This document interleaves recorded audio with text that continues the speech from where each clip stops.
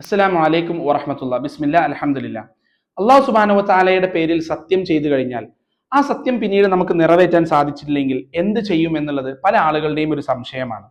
3 കാറ്റഗറിയിൽ അള്ളാഹിന്റെ പേരിൽ സത്യം ചെയ്യാം. ഒന്നാമത്തെ കാര്യം ലഹു അഥവാ കോണ്ടെക്സ്റ്റ് എന്തല്ല, സീരിയസ് അല്ല. ഇപ്പൊ നമ്മൾ പറയും വല്ലാഹി ഞാൻ തിരക്കിലാണ്, അല്ല വല്ലാഹി എന്നെ കൊണ്ട് അത് പറ്റൂല.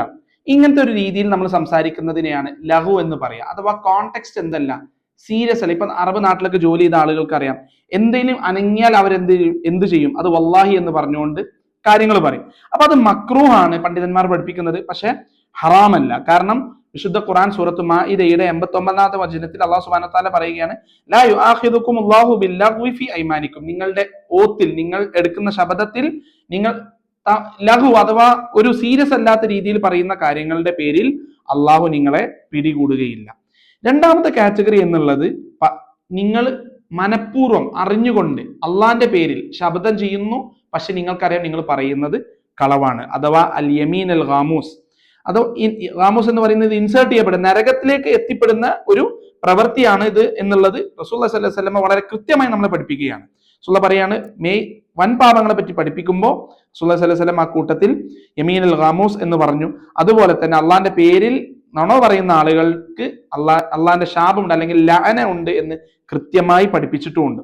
അപ്പോ ഇപ്പൊ ഈസബിന് മറിയം കിതാബുകളിൽ കാണാൻ പറ്റും. ഈസബിന് മറിയം ഈസാ അലൈഹി സ്വലാം ഒരാൾ കക്കുന്നത് കണ്ടപ്പോൾ ഈസാ അലൈഹി സ്വലാം പറഞ്ഞു, ഇത്തഖില്ല, അള്ളാനെ പേടിക്കുക. അപ്പൊ ആ വ്യക്തി പറഞ്ഞത് വല്ലാഹി ഞാൻ കട്ടിട്ടില്ല. അപ്പൊ ഈസാ അലൈഹി സ്വലാം പറഞ്ഞത്, നിങ്ങൾ വല്ലാഹി പറഞ്ഞിട്ടുണ്ടെങ്കിൽ നിങ്ങൾ പറയുന്നതാണ് സത്യം, എന്റെ കണ്ണുകളാണ് നുണ പറഞ്ഞത് എന്ന് പറഞ്ഞുകൊണ്ട് ഈസാ അലൈഹി സ്വലാം പിൻവാങ്ങണം. അപ്പൊ അള്ളാന്റെ പേരിൽ പറയുന്നതാണ് സത്യം ചെയ്തിട്ട് അത് മനഃപൂർവ്വം നുണയാണ് എന്നുണ്ടെങ്കിൽ അതിന് കഫാറത്തില്ല, അതിന് നമുക്ക് മേക്കപ്പ് ചെയ്യാൻ ഒന്നുമില്ല. അത് തൗബ ചെയ്ത് ആ തെറ്റിൽ നിന്ന് പിന്തിരിയണം, ഇല്ലെങ്കിൽ നരകശിക്ഷ അല്ലാഹു സുബ്ഹാനഹു വ തആല വാഗ്ദാനം ചെയ്തിട്ടുണ്ട്. മൂന്നാമത്തെ ഒരു ടൈപ്പാണ് യമീൻ അൽ മൽആഖിദ. അഥവാ ഇപ്പോ നമ്മൾ ഒരു ഓത്ത് എടുക്കുന്നു, അല്ലെങ്കിൽ ഒരു ശബ്ദം ചെയ്യുന്നു, അള്ളാന്റെ പേരിൽ സത്യം ചെയ്യുന്നു. അള്ളാന്റെ പേരിൽ സത്യം ചെയ്യുന്നുണ്ട്, അത് 2 കാറ്റഗറിയില്ല. അത് നമ്മൾ ഉദ്ദേശിക്കുന്നുണ്ട്, ജെനുവിൻലി നമ്മൾ ഉദ്ദേശിക്കുന്നുണ്ട്, പക്ഷെ നമുക്ക് എന്ത് ചെയ്യാൻ പറ്റുന്നില്ല, അത് ചെയ്യാൻ പറ്റുന്നില്ല. 2 കാറ്റഗറി ഉണ്ട്. ഒന്ന്, നമ്മൾ അള്ളാന്റെ പേരിൽ സത്യം ചെയ്തുകൊണ്ട് നമ്മളൊരു കാര്യം പറയുന്നു, പിന്നീട് നമുക്ക് മനസ്സിലാവണം നമ്മൾ സത്യം ചെയ്ത ആ ഒരു കാര്യത്തെക്കാൾ കുറച്ചുകൂടി നല്ലൊരു ഓപ്ഷൻ വരികയാണ്, അല്ലെങ്കിൽ നല്ലതാണ് മറ്റേ ഓപ്ഷൻ എന്നുള്ളത് നമുക്ക് ബോധ്യപ്പെടുകയാണ്. അപ്പൊ നമ്മൾ ആദ്യം സത്യം ചെയ്തത് ഹലാലാണ്, പക്ഷെ അതൊരു 100% ശരിയാണ് എന്ന് പറയാൻ പറ്റില്ല. അല്ലെങ്കിൽ അതിനേക്കാൾ അഫ്ദലായിട്ടുള്ള മറ്റൊരു കാര്യം നമ്മൾ കണ്ടെത്തുകയാണ് ശറഇന്റെ കണ്ണിൽ. അപ്പൊ നമ്മൾ എന്താ ചെയ്യാം? അപ്പൊ അവിടെ ചെയ്യേണ്ട ഒരു കാര്യം എന്താണെന്ന് വെച്ച് കഴിഞ്ഞാൽ, നമുക്ക് കഫാറ ചെയ്യണം. അത് പക്ഷെ എന്നിട്ട് എന്ത് ചെയ്യുക, ഓൾട്ടർനേറ്റീവായി നമ്മൾ കണ്ടെത്തിയ ആ ഓപ്ഷൻ ചെയ്യുക. പക്ഷെ അവിടെ തൗബയുടെ ആവശ്യമില്ല. ഇപ്പൊ ഉദാഹരണം പറയുകയാണെങ്കിൽ, ഇപ്പൊ നമ്മൾ ഒരാളുടെ വീട്, അല്ലെങ്കിൽ ഞാൻ പറയുകയാണെങ്കിൽ ഞാൻ ആ വീട്ടിലേക്ക് പോകില്ല, അല്ലെങ്കിൽ ആ വീട്ടിലേക്ക് പോകില്ല എന്ന് പറഞ്ഞാൽ ഒരാളുടെ വീട്ടിലേക്ക് പോകില്ല, അല്ലെങ്കിൽ ഒരു സുഹൃത്തോ അങ്ങനെ ആരെങ്കിലും വീട്ടിലേക്ക് പോകൽ നിർബന്ധമുള്ള കാര്യമല്ല. പക്ഷെ അത് എന്തല്ല, 100% നല്ലൊരു കാര്യമല്ല. അപ്പൊ നമ്മൾ ആ സുഹൃത്തിന്റെ വീട്ടിലേക്ക് പോകില്ല എന്ന് വല്ലാഹി പറഞ്ഞു കഴിഞ്ഞാൽ, അള്ളാഹിന്റെ പേരിൽ സത്യം പറഞ്ഞാൽ അതൊരു ഹലാലായ കാര്യം തന്നെയാണ്. പക്ഷെ അതിനേക്കാൾ നല്ലതാണ് എന്ത്, നമ്മൾ ആ സുഹൃത്തിന്റെ വീട്ടിലേക്ക് പോവുക എന്നുള്ളത്. അപ്പൊ നമുക്ക് പിന്നീട് നമുക്ക് തോന്നി പോവലാണ് നല്ലത് എന്നുള്ളത്. അപ്പൊ നമുക്ക് എന്ത് ചെയ്യാം, ആ കാര്യം നമ്മൾ നടപ്പിൽ വരുത്തുക, ഓൾട്ടർനേറ്റീവായ ഓപ്ഷൻ നമ്മൾ സ്വീകരിക്കുക.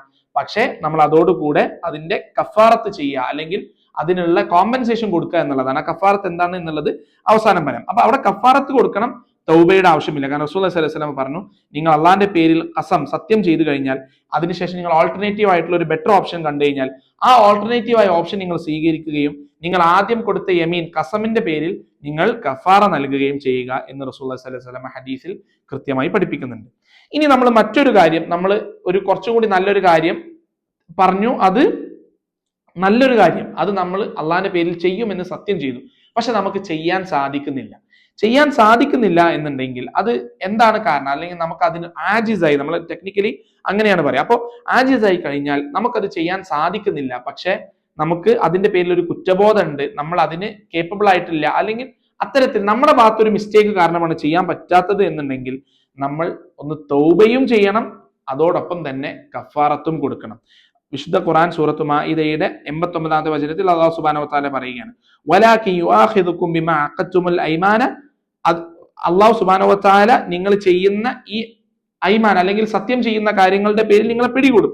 ഫകഫാറത്തുഹു ഇത്ആമു 10 മസാകീൻ മിൻ ഔസതി മാ തുത്ഇമൂന അഹ്ലീകും, 10 മിസ്കീൻ ഭക്ഷണം കൊടുക്കുക, മസാക്കീന് ഭക്ഷണം കൊടുക്കുക, അത് എങ്ങനത്തെ ഭക്ഷണമായിരിക്കണം? നമ്മൾ ലഘു ഭക്ഷണമല്ല, മറിച്ച് നമ്മുടെ കുടുംബത്തിൽ ഒരു നേരം നമ്മൾ കൊടുക്കുന്ന ഒരു സാധാരണ നേരത്തെ ഭക്ഷണം കൊടുക്കുക എന്നുള്ളത്.